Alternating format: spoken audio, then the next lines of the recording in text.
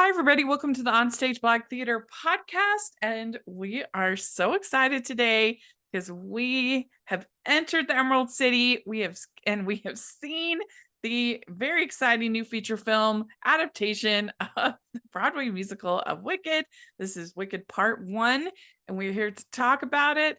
And I'm theater critic and film critic Rachel Wagner, and Jacklyn Collier is here. Yes, and we couldn't be happier Yes. to be reviewing. We'll try not to sing throughout this whole entire recap. It's just literally just like an operetta. We sing the entire thing. No, Yeah. but I think it was so fun to get to see this. The only thing is I was texting Rachel as I was going into the theater. I was like, oh, I wish you were here with me. But I got my own seat away from they have like this row of seating where every seat is separate. So I really got to Nice. Yeah, I know you beat me to it. I was going to be like, so Jacklyn, I hope you're happy now. I hope you're happy how you we can't stop. We can't stop. It's a problem. And so we're going to talk about the musical, the stage musical, Broadway musical, the phenomenon that it is, and then give our thoughts on the movie. We'll be diving into some spoilers. I don't know how you spoil something that's 20 years old based on a classic film, but whatever, we will. And so that'll be a little bit later. But yeah, let's talk about the musical on Broadway, which is still going on. Now, this was a pretty iconic musical for you, right? In your musical theater journey? Yeah, we've talked about it a little bit on the podcast before, but I think we'll probably have a few new listeners for this. So this was one of the most iconic musicals of my childhood. I got to go, I was in middle school or high school, I guess at this point. Oh no, I guess I would have been, yes, it's probably 13. And I got to go with some of my really good friends. We took a limo from central Pennsylvania to New York City, got to see, and this was not something that we ever did in my hometown. So thank you to Joanna Cranack and her mom for taking me. And we got to sit front row. It was incredible.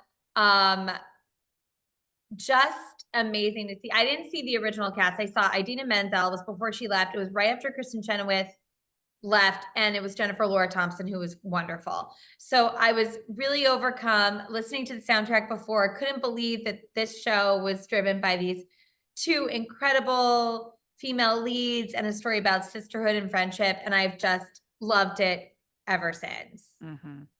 Yeah, I saw it in 2006, and it's the only time I've seen it live. And I saw it in 2006. I actually had Anna Gasteyer as my Elphaba, which is interesting.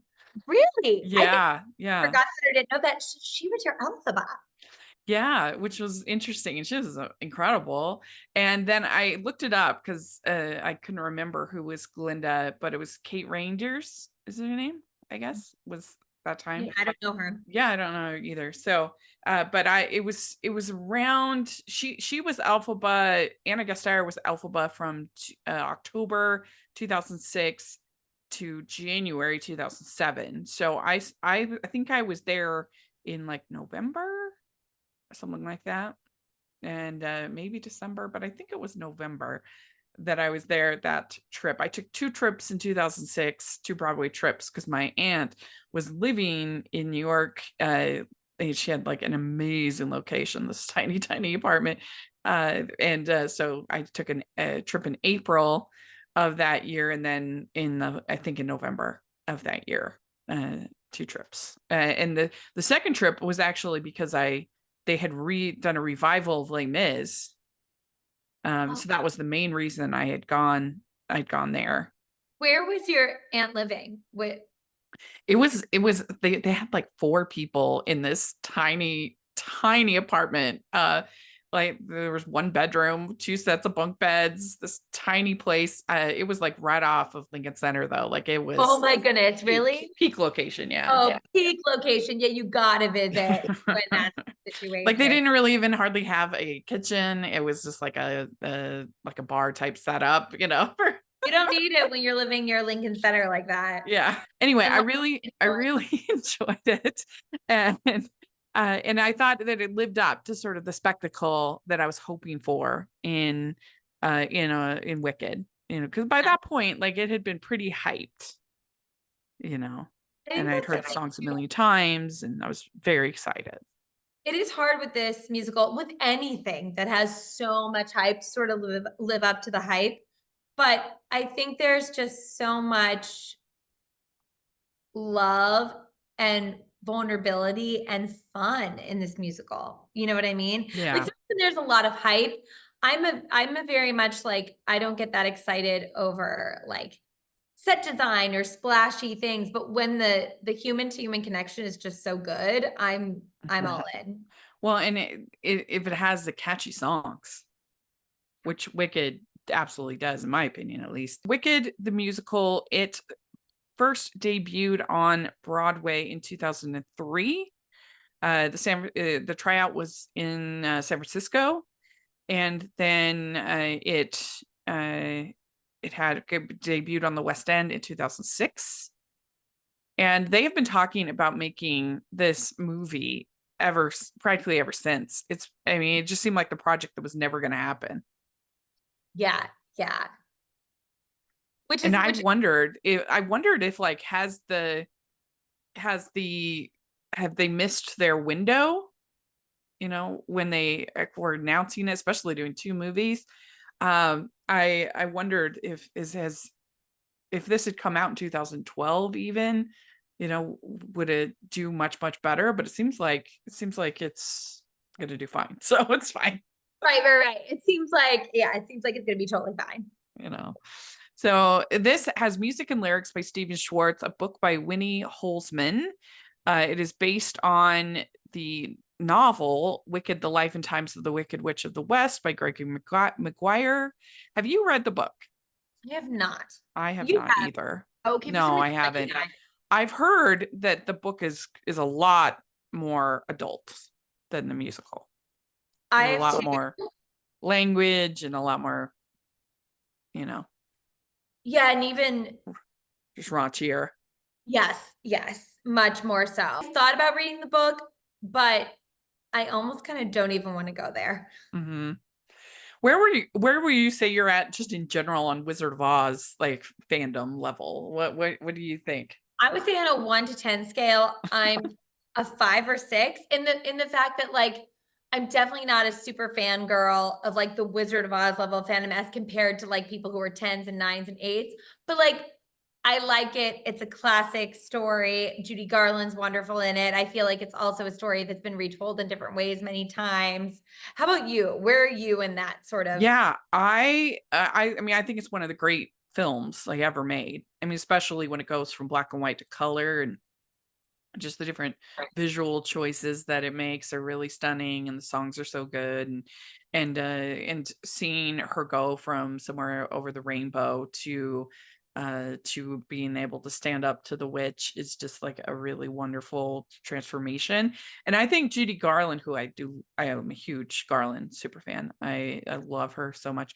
And I think her acting is actually a little underappreciated in the movie. She's so good. And when she is imprisoned by the Wicked Witch, and she has to look at Auntie M in the crystal ball, and she's sobbing. That's like a really good performance. It is so great. I think honestly, Rachel, I think you're exactly right about the acting being underappreciated. And that I think sometimes when something is just so like wholly accepted as being good, we don't realize just how good it is. And Yeah. Judy Garland is exceptional in the movie. Mhm. And I think it does add a layer, like, knowing Judy's life and what happened to her. For me, would hear her sing "Somewhere Over the Rainbow," it's just, like, so devastating. "Happy Yeah. little bluebirds fly across the rainbow, why, oh, why can't I?" And it's just like, oh, it's just sad. So sad. There's so much longing. And it's just she was truly like a singular talent. Like she's an Yeah. incredible person. And so for and then pretty much every other iteration, in the movies at least, of The Wizard of Oz has been terrible. has been bad. And I mean, the one I have the most like fondness for is probably The Wiz. And the movie is pretty terrible, but since I was in The Wiz in when I was in high school, and I do think a lot of the songs are very catchy in The Wiz. Yeah, Ease on Down the Road, baby. Like, yes, Mm-hmm. I do think that The Wiz is catchy and fun and has um it always puts like a pep in my step. Yeah. But pretty much any time that they tried to go to Oz in any way, it was just like a cinematic death nail. It was like bad. Stay away from Oz. Yeah, it really was. They just could not seem to nail it. And so then the Wicked musical comes out, and the only thing I resent about Wicked the musical is that it did inspire this annoying trend we've had the last 20 years of we've got to humanize every villain. We've got to, especially Disney. And it's so annoying. I hate it so much. Yeah. Like you have to accept Wicked, including this film, as like total fan fiction. 100%. Okay. I mean, you're talking about a character that in the original film looks straight into Dorothy's eyes and says, I'll get you my pretty and your little dog too. This is not a nice person. This is not just a I misunderstood. She's gonna kill the little doggy. I mean, come on. Is she really though? No, I'm just kidding. I mean, yeah. And so you just have to kind of accept it as fan fiction. But because this was so successful, it just inspired everybody to do that. And it's so annoying. I hate it. Yeah, I think what's so funny about that is when it was done, it was revolutionary and so interesting. And Yeah. it's now that they're doing it too much with everything that we're like, okay, come on. Yeah. I Like, totally get that. I mean, it's just ridiculous. They try to do it with Cruella de Vil, who wanted to kill 101 puppies for her clothing. That you're gonna try to humanize her, and then they have Maleficent, who literally cursed a little baby because she didn't get invited to the christening. You're gonna you turn her into basically like an assault victim. Like it's so annoying. I hate it. And so yeah, that I do resent that about Wicked. Yeah, and then it did sort of kick that off. Uh-huh. The thing that I like about it in Wicked is that it is one of those things where it's like, history and stories are very often only told from one perspective. And looking at it from this way, it's like, how did someone become a villain? Like, I guess in the sense that we don't really know. I guess what I'm trying to say is if there was a bigger time jump in between this prequel and Dorothy getting to Oz, I think that I could even genuinely believe it more because villains don't always start out as villains. In fact, most of the time they don't. So I think it's just the fact that we're supposed to expect though that it was so closely after is where it actually is. Well, and that's something that this part when they do part 2, because we'll talk about it later, but they're going to have to expand upon that. They're going to have to add to it because there's just not enough meat on the bones, I don't think, in that second act for a whole new movie. They're going to have to add, I think, and expand. But anyway, and so as far as the show, the Broadway show, I mean, you said that it was really important, but would you say it's one of your favorites? Yeah, I would. I'd say it's one of my favorites. Seeing it in like, I guess like 2002 or 2003, and then 2019, and then again this year, I was like, oh, it hits me in different ways at different periods of my life, but it really, really always deeply affects me. Like its power is enduring. It makes me laugh. It makes me cry. Like I consistently, I am really moved by this piece of theater. What about you? Yeah, I mean, I don't know if I would list it in my top 10, even top 20 favorite musicals of all time. Again, I've only seen it the one time in 2006. Maybe that's part of it. But I really did enjoy it. And I just think the songs are so catchy and it's enjoyable. But I do think that there's also this like whole sort of counter anytime something becomes big, there's always the backlash responding to it and be like, oh, and the people that kind of resent the fact that these types of musicals are so successful on Broadway, the Disneyfication of Broadway, even when it first came out, I mean, it didn't win the Tony.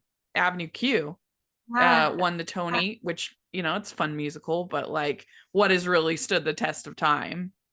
It's Wicked has stood the test of time, but there's like a whole sort of brand of Broadway criticism that sort of turns up its nose at something like Wicked. Yeah, I think it's interesting too, because yes, Avenue Q was great. I think Avenue Q felt so different at the time. Like I remember when that came out and it felt so different, and it was, but when you're talking about this enduring power, it's like Wicked is just a much stronger show, in my opinion. Mm-hmm. Yeah, definitely. Say you have a favorite song. We talked about it in our best song episode, We which y'all did, should but listen to. it's so funny now that I'm like, oh my gosh, I'm hearing them again. Like, love Defying Gravity, love Popular, love The Wizard and I, love For Good. For Good wasn't in this because it's in part two. Uh-huh. But oh gosh, there's so many I love. I would say in the part one of this, Defying Gravity, Wizard and I, Popular, then also Dancing Through Life was great. There's so many good ones. What about you? I do think Popular is my favorite. I didn't say that in the episode. I said I am going with Defy Gravity when we talked about that, and they're both great songs, but I don't know. I just love Popular. The the sheer variety of songs, and like that all of them would be the most popular song in everyone's favorite in a different musical, Yeah, just how incredible this musical is. yeah. Because there's so many that it's like, oh, but I love that one, but like, what is his feeling? Yes, that one's great too. Like, Mm-hmm. Yeah. so good.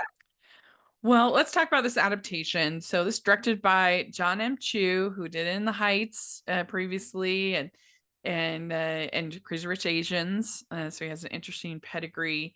Coming here to Wicked, they decide to split it into two parts. So this is technically Wicked Part One, and they have Ariana Grande, Cynthia Erivo, Jonathan Bailey as our three main leads. Uh, Overall, what did you think about this film? So even though I am a fan of Wicked, I went into this.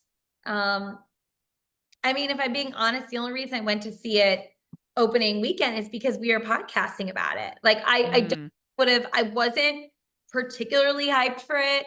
I was like, oh yeah, these talented actors, it's probably going to be good, but it takes me a lot to go see a movie in the theater. So I was, reasonably looking forward to it. I wouldn't even say excited. It started off, and I wouldn't even say the movie itself started slow. I would say that my favorite parts of Wicked are when these two incredible characters, played so brilliantly by Cynthia and Ariana, when they're connecting and they're close and they're friends, and it's the intensity and intimacy of their friendship. Those are my favorite parts. So in the beginning, I was like, oh yeah, this is good. By the end, I was sobbing. I was cheering. I had goosebumps. I was completely overwhelmed, and like I couldn't wait to talk to Rachel about it. So that's by the end, I was completely overcome. I was completely bought into the fact that it does actually need to be two movies. Although, to your point, Rachel, I don't know what the second one is going to look like, but it ended on a pitch perfect note with that Defying Gravity. And I was completely overcome. yeah. So I am the biggest softie when it comes to movie musicals. I even had fun with Cats. Like I just love movie musicals. I'm like the biggest like it's a situation. Like, that Joker movie was terrible because I didn't like it. That's how And you know. yeah, I mean, if I thought for sure I would be the one defending the musical sequences, and be like, come on, guys, it's really not that bad. No, it really was terrible. So like I really love musicals, and I give them a lot of eh, I give them a lot of freedom and a lot of I'm very forgiving when it comes to musical movies, of the flaws, and I can usually just enjoy the songs and Yeah. the intent, or something like Dear Evan Hansen. I know it has lots of problems. It's not like a great movie, but I enjoyed it enough. And this so going into this, I was pretty sure that I would enjoy it because I'm just such a softie about musicals. You're like, But this is for you. People are like, this is not for you. It's like, this is for you. yeah, but I had my concerns, and for the most part, actually, most of my concerns were not really resolved, but I still enjoyed it so much that it didn't really matter. Like, I was able to, again, forgive all of those concerns. And I don't think that it needed to be two movies. I definitely think there's spots where it could have been tighter. It did not need to be 2 hours and 40 minutes. We could have easily cut 20, 30 minutes off and put in, because there's really only, we'll talk more about this, but like there's really only three like absolutely essential songs in the second act of Wicked. There's For Good, As Long as You're Mine, and No Good Deed. Those are the three essential songs. Almost everything else is either a reprise or something like, do we really like have to have Wonderful? Do we really have to have like the Oh, March you of, don't. like, most of the other stuff are like just necessary songs, but not like essential songs, I would say. In that second act, you could have easily cut this thing down, added those three songs, had it be an end. And I don't know. But of course, they want to milk this for all that it's worth. And it was good enough and entertaining enough that I have faith in them that whatever they're going to add to make that second movie sufficient is going to be decent. 100%. I think that it, for me, I was just enjoying all of it so much. I actually had a hard time before seeing it, even imagining, like I could not fathom how they were going to turn this into like a 5-hour extravaganza. And now I'm like, oh, it's in their capable hands. I'm sure it'll be great. Yeah. Yeah, they did a really, really good job with it. And I have a feeling that this can be kind of like I feel like most people like Infinity War better than Endgame. I'm not don't know if I'm in that camp, but I feel like that's a really common perspective. And I feel like a lot of people are gonna like this part better than the second part, I agree. you know.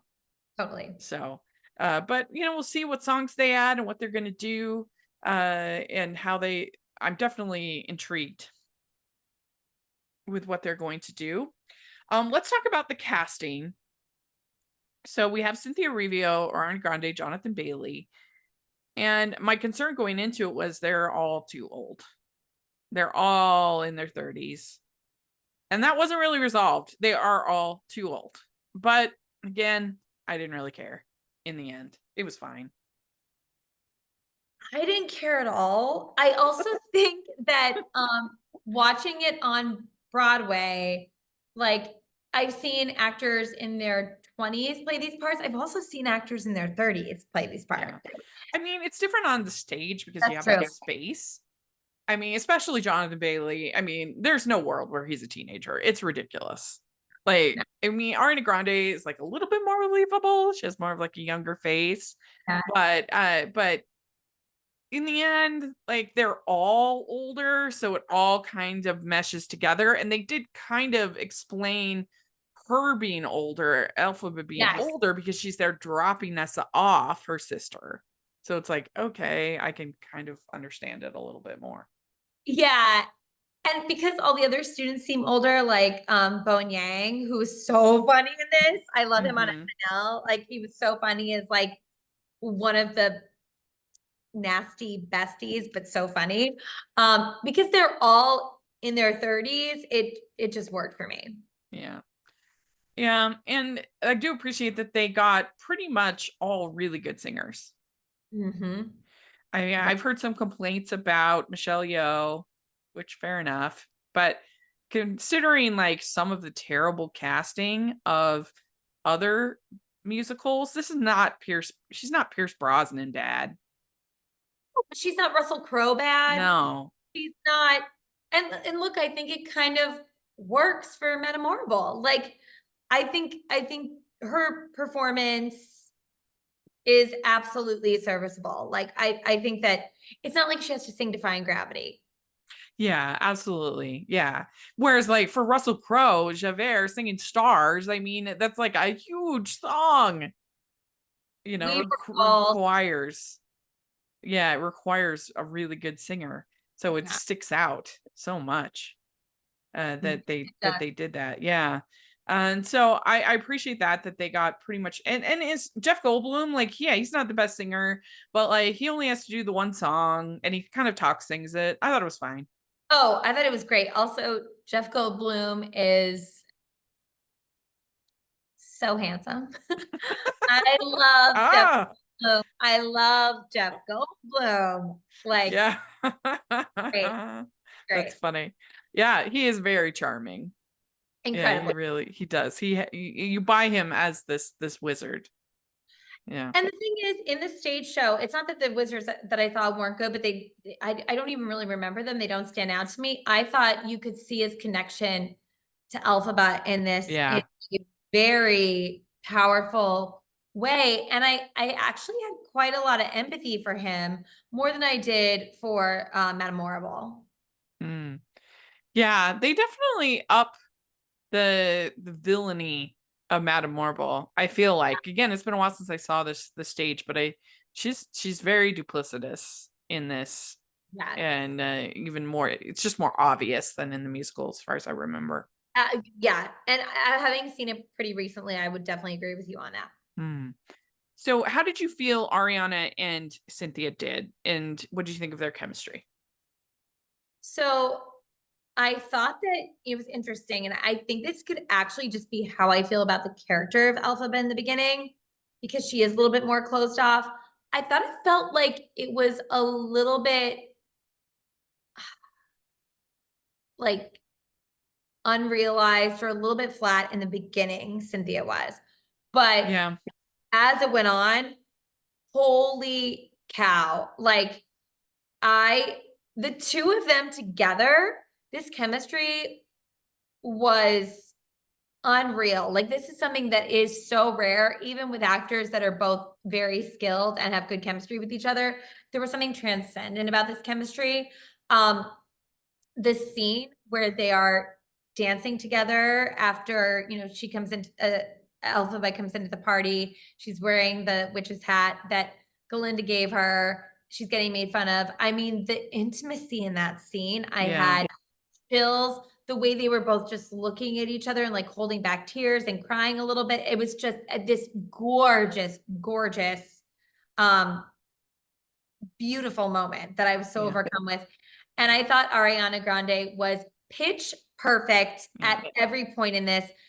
Look, with a role like this, like a quirky role, I think there's also things that you can do that are like easy, fun, comedic choices to like play into the quirk. I don't think she did that at all. I actually thought the performance was so grounded Yeah. and just full.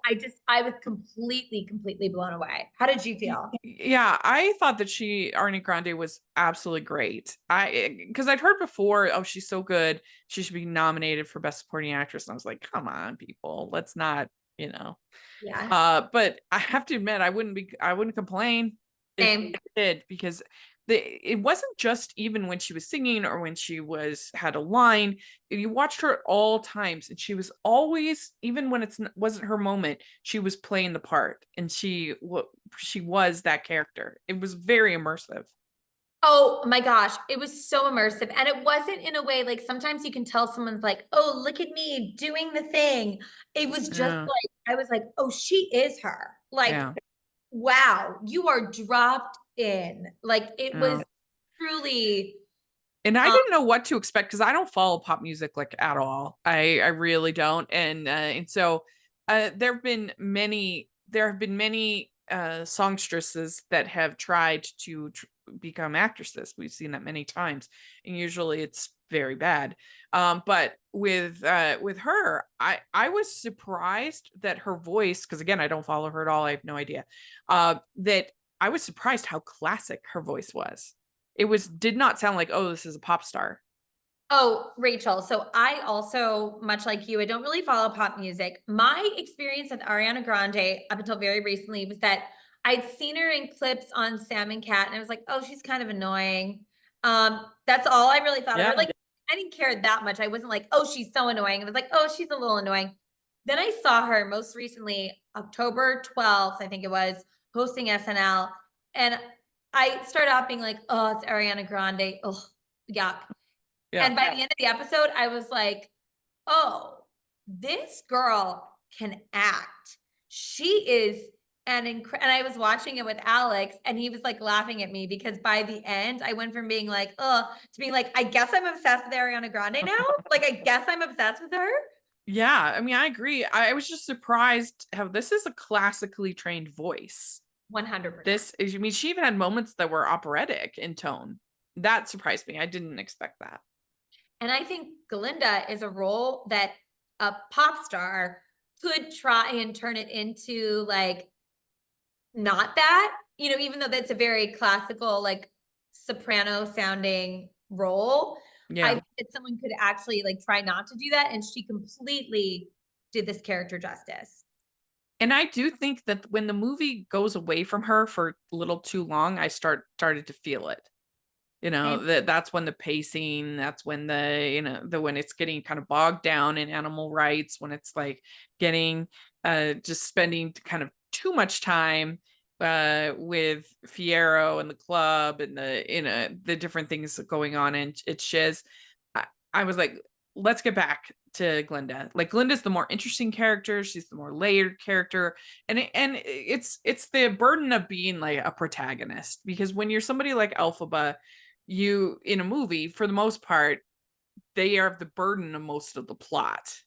And so it's always easier to like your side character than it is to like your protagonist that has to make all the tough choices, that has to, and so that's why almost everybody likes Han Solo better than Luke Skywalker. That's why they like, Ron better than Harry, whatever it might be, whatever your franchise is. And so that but it is true. That was the case with this, that I was just kind of like, let's get back to Glinda. She's more interesting and she's more fun. She's, I don't know. I would say I felt that too, except the scene between Fiero and Elphaba when they were with the cub in the forest. I was really digging their chemistry and everything that was happening Yeah, there. we should talk about Jonathan Bailey. Aside from being too old for the character, it's ridiculous. But aside from that, like, he's so good in this. He is so charismatic. And I loved the fact that like every single human being, man or woman, was attracted and in love and wanted like it I, was like I Rachel, can't that I, many movies that have that kind of like unisex sex appeal for a I character. couldn't agree more. This was a Fiero unlike any Fiero I've ever seen. And the fact that he was not only this universal sex appeal in the movie, but I loved that he was playing with that. Like he was Yeah. flirting with the guys. He was enjoying flirting with the older teacher. Like, Yeah. see that this is someone that seems like he might be fluid in his sexuality, but even more than that, just a big old flirt. And I loved it. Yeah. Loved Yeah. it. Yeah. Yeah, he was he was incredibly charming, and it worked great.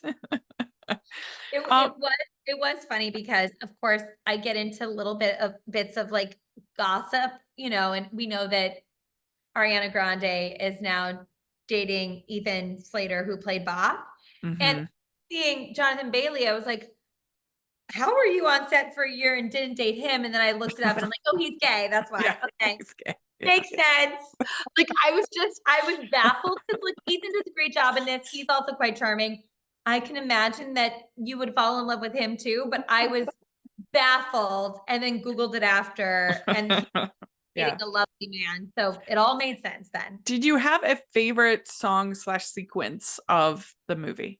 This is gonna seem interesting because it's not my favorite song, but I thought what they did with the song was like the least like I expected and I loved it. What is this feeling was Yes, so that's my fun. favorite Really? too. Yes. What? Yes, it was so good. It was so good. I'm so glad you said that because I was like, why did I love it so much? Because it's not even my favorite song. No, it was so good. It was so the way it built up the momentum and they had the split screens and you really got it was so endearing to both characters. It really got you invested in both of them. That was my favorite too. That and Popular I think are the two best songs as far as the staging, the singing, the just everything. I agree. I also thought that what is this feeling to me? And look, I am someone who, like, for example, the movie once and the stage show once, they're even though they retain the same story and it's the heart of it is still the same, they're very different. And I try not to compare like, oh, which I like better.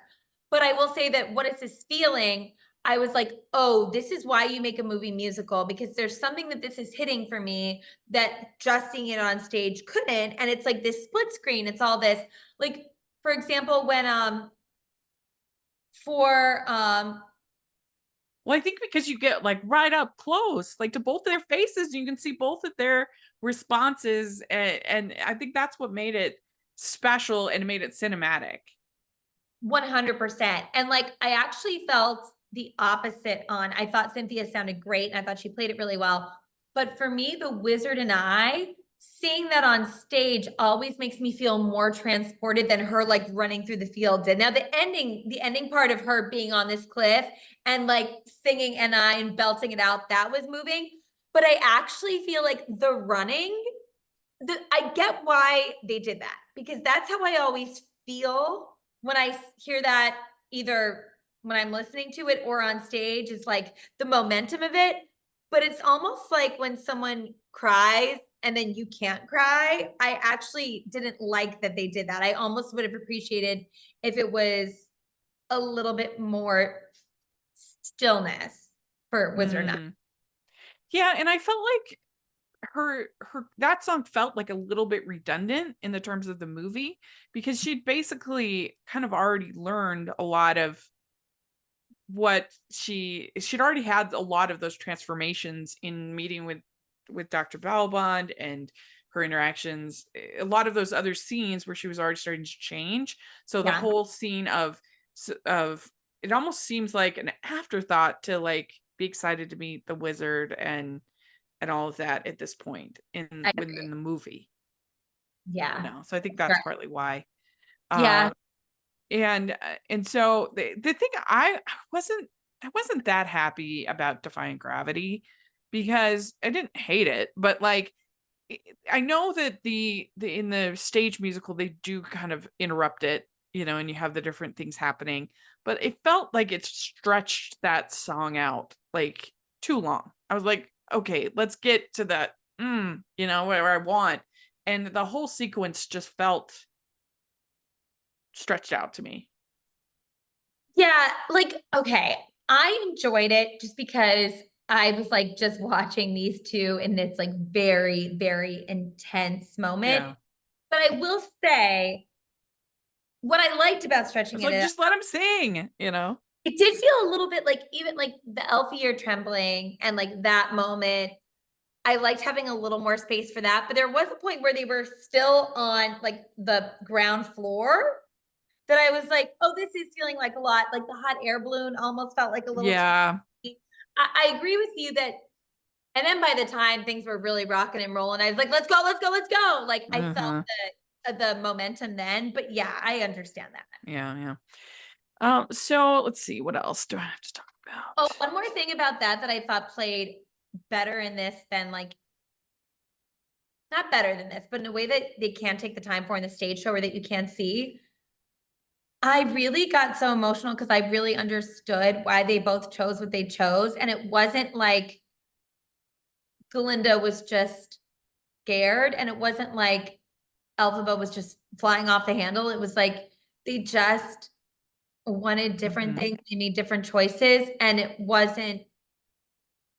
I got so emotional when they looked at each other and they were just like, "Oh, I hope you're happy now that you're choosing this." Like they really meant it, Yeah. you know? Flying off the handle.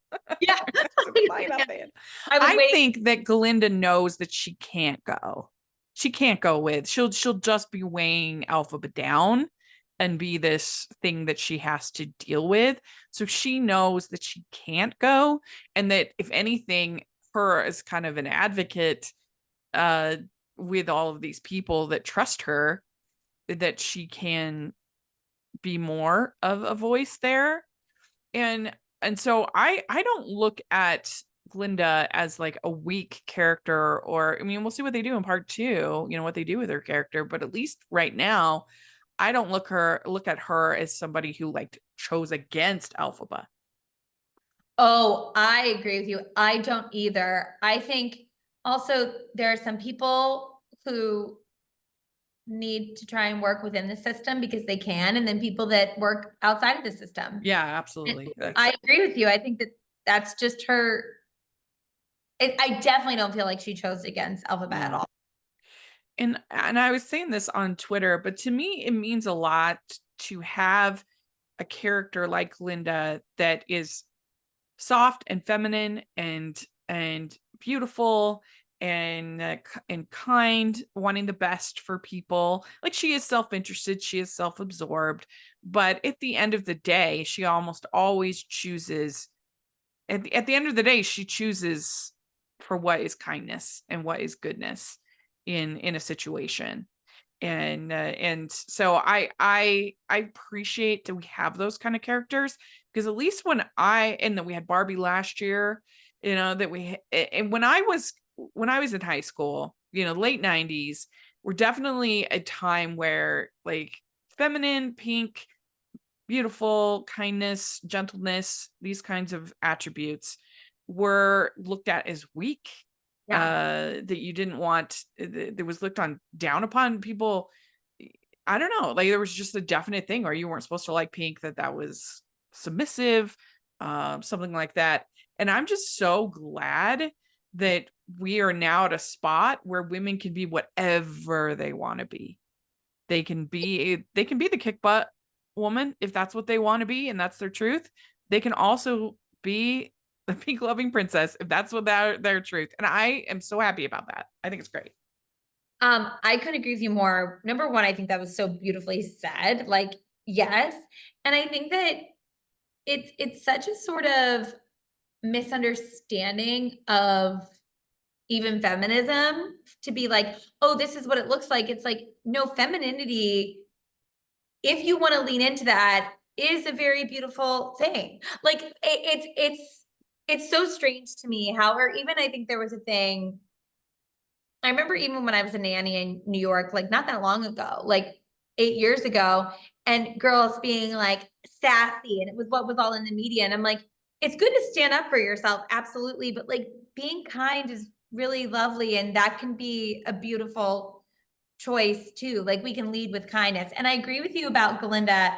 I also think there's something refreshing about her like self-obsession and being into herself, and also like letting you know, like her letting people know where they stand with her, and also yeah, being a little bit self-absorbed. She's very upfront about it. It's Yeah.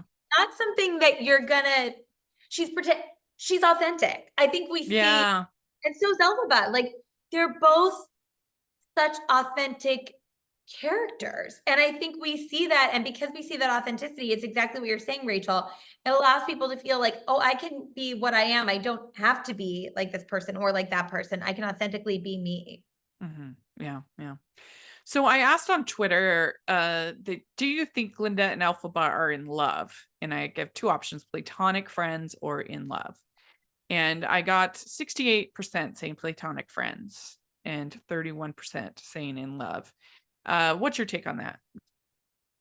Okay, so as someone who, as a queer woman who loves to see queer women in stories and loves to see women falling in love, I am strongly in the camp though that they are best friends. I'll say this. I don't think there's anything sexual between them at all. I think romance is an interesting thing because I think you can have romantic friendships and you can also have very intimate friendships. But I think these two, they remind me of they're not childhood friends. They met when they were, I mean, they're in their 30s, but they met when they were, in college and university. But they have that sort of bond of childhood friends or sort of people that are united with this common goal. Like I feel like you and I have that connection where it's like we didn't meet as kids, but we could have met as kids and we could have been close like that. And I think that I see this deep bond of sisterhood and intimacy that I absolutely think that they are not in love with each other. I think they just love each other and they are truly sisters and best friends. And platonic love has often been said, like what the word platonic, it's like the highest form of love. And I think that we see that in this, but I do not think that they are in love with each other Yeah. in a romantic, like sexual sense at all. What do you think? I agree. I mean, I could see how some people could interpret it as a romantic love. There's some scenes, like when they're touching hands and when there's some things where I'm like, okay, I could kind of see how you could feel that way. But I agree with you. I feel like that this is a very, very, very deep bond. And that is a very important friendship. And I mean, the power of female friendship is incredibly powerful and strong. And you see it here between these two that are so different, and them coming together and coming to understand each other is an incredible. It's the journey of the movie. Yeah, and I think in years ago when we weren't seeing as much representation on screen, I think I can understand why you look for queer coding in characters and why you would sometimes look for like, oh, this is a love story because we weren't getting that. But I think you're exactly right. This power of female friendship, which is very different than male friendship. I think seeing a male friendship like this, it would feel very hard not to read into it that there was something that was romantic or sexual there. But I think that this is a very relatable bond between these two women that you see in female friendships. Yeah, my friend Kristen Maldonado has had a lot of really good Wicked content. You should check her out. She said, I like it. She said, I think just friendship, but there is something to the idea that a friendship like that can be a soulmate, true love, but like a platonic one. I thought that was an interesting point. I think that's completely spot on. Like it's interesting because I was thinking about my friend Erin, who has lived with her best friend for like the last 15 years, and they are absolutely soulmates. Their friendship is completely platonic. There's never been, but they are life partners. Like they're going to live together forever. Like they, it's just a beautiful friendship that I think that it's kind of like, well, that was also like a Sex and the City quote, like that, what if friends are soulmates? And I think that that's a Yeah, really beautiful thing. yeah, definitely. So I asked on Twitter what people thought of the movie, and I got a bunch of responses. The Rachel Masters, she says, acting 9 out of 10, faithfulness to the source material 10 out of 10, choreography 4 out of 10, direction 5 out of 10, cinematography 7 out of 10. I hate the CGI animals, unfortunately, but other than that, I really enjoyed it. I mean, so Dr. Dillman, like I thought he looked pretty good. I mean, Yeah, I don't understand why he exists I mean, I get it, you need like the animal storyline, but like, I don't know. I I feel like there's other ways that they could have done his character. I'm not sure why he's in the musical, to be honest. this is something that you've said to me before that I completely agree with. And look, I think they did a good job with the CGI for it, but I don't disagree that like there was something about watching it watching him that I was like, "Ooh, this feels weird." I don't know why. I don't know why. And then also, then I felt weird about it because we're supposed to be advocating for the animals. So it was bringing up all these weird feelings in me that I was just like, "Oh, okay." Yeah. Yeah, I agree. I do think there's a different way to get at that, but Yeah. I mean, I'm surprised she says choreography 4 out of 10 because I mean, I don't know. I thought the choreography was fine. oh, I thought the Like, choreography yeah, was I enjoyed it. Like, especially on that when they're at the library with the spinning books, like that was fun. oh, I loved it. Like, I Yeah. loved all the choreography. I thought it was so much fun. I thought the direction was fantastic. Like, no, I really, really, but I do agree with that review with the animals. Yeah, I get you, girl. Like, it is. No, a lot of people have criticized the cinematography, the oversaturation of the colors, the CGI, the way that they use it. I I didn't mind it. I thought it had enough of like its own unique style that I wasn't thinking like, oh, this is CGI throw up on screen. Like it had a color to me, it had a color palette that was intentional and I don't know. I liked it. I liked the color palette. I didn't have a problem with the color palette. Oh, I'm same. I actually loved the color palette, and that's not something that I'm usually noticing, but I was like, "Oh, it looks so rich and vibrant," and to me just screams Wicked. Mhm. So Alison Luke, she says, loved it. What is this feeling? Really stood out and Popular, Defying Gravity are still my favorites. It did its job when a viewer leaves singing and happy. Also, truly surprising to have a new favorite in one short day and can't wait to rewatch that. The guys singing felt a little weak to me. Oh. So there you go. Not Your Normal Guy says, I died. I loved every second, and all I want to do is see it again. I haven't loved a movie this much since Lord of the Rings. Also, they're gonna make a theme park world from it, guaranteed. I can see Oh, that. yeah. Yeah, Universal. Let's do it. That that would be amazing. Uh VSM movie podcast says for fans, great, for not fans, not. So that's interesting. Destiny Jackson says a 3 out of 5. Needed to add more depth to characters for the length of the film. Hoping part 2 does this, and how Elphaba gets on that bench after leaving Fiyero with the cub for I'm Not That Girl. Needed more to show that turn of love between them. Okay. Uh, let's see. Dr. Dan says dull, although there were good performances and can't fault it. Technically, it was dull. Yeah, fair enough. Let's see. Victor Villaturgic says way better than expected. And then Elliot Bullock, she says, I just got back from seeing it with my sister. We both loved it. And she saw sobbing until we headed home. Heck, I was sobbing too. Aw, very sweet. Some of us are little crybabies for this stuff. Yeah. Me too. I'm right there with you. And then Kevin at iCritic, he says one of the best films of the year. So there we go. That's thoughts on Wicked.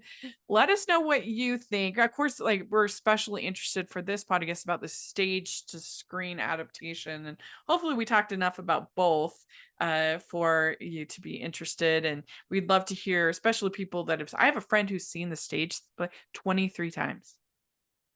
I have a friend who's seen it 23 times. That's incredible. And so if you're a super fan, a Wicked super fan, we would love to hear your thoughts in the comment section. Tell us how you think they did with the adaptation.